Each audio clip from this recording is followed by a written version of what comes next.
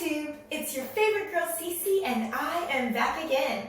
Have you been wondering how to grow out your hair long, strong, and healthy?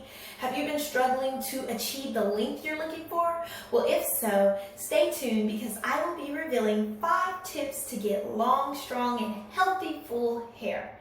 If you stay tuned for long enough, I will also throw in one bonus tip as well. So keep watching and I'll be right back.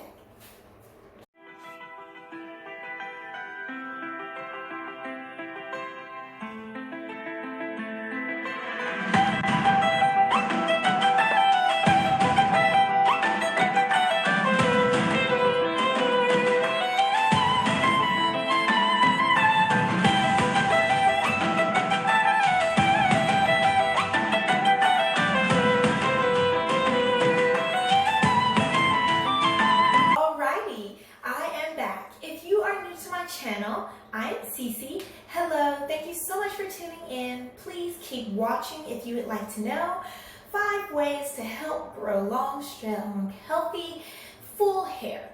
Alrighty, let's hop right into it. So the first tip I'm going to talk about is what products are you using? Now, the main thing I want to talk about is I think a lot of people use sulfate shampoos and really thick gels, and I've seen a lot of eco styler be used to style your hair, and I get it because it's a styler. But I think the important thing to do is make sure you're using clean ingredients. Now, I haven't found a shampoo or a conditioner that's completely flawless, but I mean, who can unless you make your own? So I'm going to just recommend for you guys, I use Shea Moisture. I use their, if I do end up washing my hair with their shampoo, I use coconut and hibiscus line. But apart from that, I wash my hair with African black soap, and that, my friends, is one of the best things you can use on your hair. So definitely keep that in the top. Wash your hair with African black soap. And I use their conditioner pretty much every time I wash my hair, and it is their raw shea butter one with sea kelp and argan oil. I want you guys to see that, and I will drop it in the description box for you all as well. So make sure you're paying attention to what you put on your hair. The second thing I would like to talk to you guys about is moisturization. I think a lot of times we moisturize our hair, we don't realize that putting gel on your hair is not moisturizing your hair. What I mean by that is, when I first started my journey, you can look back and you can see that I was using shea butter at the beginning, but shea butter left my hair feeling greasy, like I had put butter on it, and it left it feeling dry. So I decided my hair was too dry, my scalp was suffering, and so I went ahead and I started using a gel. I used Softies, Water Curl, and several others that you guys may have heard of, but my hair was now sticky and greasy, and it did look a little prettier. Granted, you know, it looked more moist, but the thing that my hair was loving from the gels was the water. The thing my hair was hating was all the bad chemicals and products. So water is one of the first steps in actual moisturizing your hair. It's called hydration and then moisturization.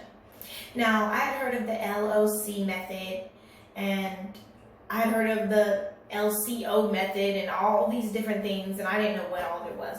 But I did find out that oil and cream were the O and C, and I was like, I can't use an oil and a cream together, but I can. And so one thing I'm using right now is Shea Moisture's Curl Enhancing Smoothie, I think it's called. And I combined it with some of my own oils to make it healthier for my hair and for my scalp. And you guys, it is awesome. So that's something you guys can look into. And then using oil to lock in your moisture so that your hair is not dry. My hair right now is actually very moist, but it's time for it to be washed. Today, I went ahead and I did something to my hair, just, you know, but before my hair was so dry, I couldn't take off my, you know, my satin bonnet and walk out and just fluff it or whatever and be done with it. This is my refreshed afro, so it's kind of smaller today than it can get because this is like just refreshed, so it's a little moist and dry. Also, you can look in my Instagram in the description box to see how I refresh my curls. Well, my afro is not really curly today, but I refresh my afro, so you can look in the description box for that. Okay, on to tip number 3. Clean, clean, clean. We can't keep using dirty brushes, y'all, and think everything's gonna be okay. Okay? I know people who have not cleaned their brush for weeks and their combs. That's bacteria, which is causing your pores to clog on your head, which is leading to, like, so if your pores are clogged, your hair obviously can't get through. So you can be putting moisture on it and putting, water on it, but then you put your brush on it and you're putting all the bacteria in the open pores, and it's just, it clogs it up. It's pretty nasty, guys, when we think about it. It's just like never rinsing out your toothbrush. Yeah, okay, that's disgusting. So guys, clean your equipment, clean your hair, clean, clean, clean. That is, cleanliness is close to godliness. All right, and tip number 4, I want to talk to you guys about using add-ons. It's okay to deviate. Your hair is different. It's unique. Whether you have type 1 hair or type 5A, as I talk about, and if you'd like for me to talk more about it, please comment below. 5A hair or super thick hair, you notice your hair is not quite 4C, but it's not quite, there's nothing else on the charts for it. Please comment below, and I will be happy to do a hair typing video. But your hair is so different. It's different hair types, has different porosity, different density, all of the above. So take care of your hair, but also experiment, try new things. I've been doing 3 things that I found, and I found so many things and none of them worked. So I tried bananas on my hair, did not work. I tried aloe vera on my hair, and I love aloe vera. Other people I've heard cannot stand aloe vera. So just try what's best for your hair. I also really favor rice water. I would definitely recommend it. And I like to use shea powder, which I have went ahead and made into an oil. So if you guys would like instructions on how to do that, it's super easy, or you can just buy it pre-made from your local beauty store or Amazon. So take care of your hair, experiment, try new things. If what's been going for it has not been working, or if it seems like it's working, but your hair's at the same length, try something new. Alrighty, and on to tip number 5. It's combined. I wanted to talk about hair detangling / trimming. Guys, it is great to detangle your hair with a comb, a brush, or your fingers. Nothing's wrong with that. But you guys have to practice gentleness, no matter whether you have straight hair or super curly hair, coily hair, kinky hair. Gentleness is key in detangling your hair. You have to section your hair. You have to make sure you are applying your moisture first or last, depending on what your hair needs, but take time with your hair.